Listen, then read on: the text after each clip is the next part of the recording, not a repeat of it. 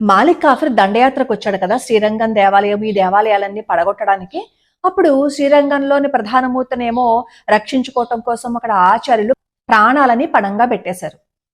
అయితే 5వ ప్రాకారంలో రామానుజుల వారి శరీరం కూడా ఉందని అందరికీ తెలిసిందే కదా. అయితే చాలా మంది ఏం చెప్తారు అంటే, రామానుజుల వారి యొక్క విగ్రహం అలా ఉండడానికి కారణం కుంకుమ పువ్వు అలాగే కర్పూరం లేపనం చేస్తారు. అలా లేపనం చేయటం వల్ల ఇప్పటి వరకు ఆ శరీరం అలాగే ఉంది అంటారు. కానీ కర్పూరంతో కుంకుమతోటి లేపనం చేస్తే సంవత్సరాల తరబడి అది అలా ఉండదు. కనీసం 4-5 రోజుల తర్వాత ఆ శరీరం పాడైపోతుంది, వాసన వస్తుంది.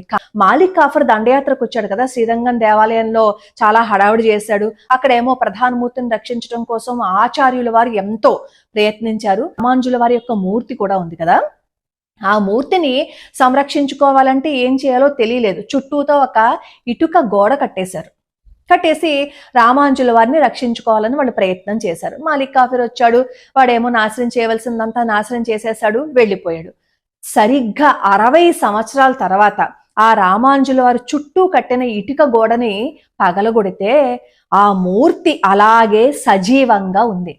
అంటే 2 సంవత్సరాలకి ఒకసారి ఈ కుంకుమ పువ్వు అలాగే కర్పూరం రాస్తున్నాం కాబట్టి మన ఆయుర్వేదం అని చెప్పుకుంటున్నాం, కానీ ఆయుర్వేదానికి మించి రామానుజుల వారు అక్కడ ఉన్నారు, సజీవంగా ఉన్నారు. కాబట్టే మాలిక్ కాఫర్ దండయాత్ర తర్వాత 60 సంవత్సరాల పాటు ఏమీ చెయ్యకపోయినా ఆ శరీరం అలాగే ఉంది అంటే ఆయన భగవదంశ కాదంటారా చెప్పండి. ఆయన గురించి ఎన్నో అద్భుతమైన విషయాలతో వీడియో చేశా, రిలేటెడ్ వీడియోస్లో ఉంది, అక్కడ చూడండి.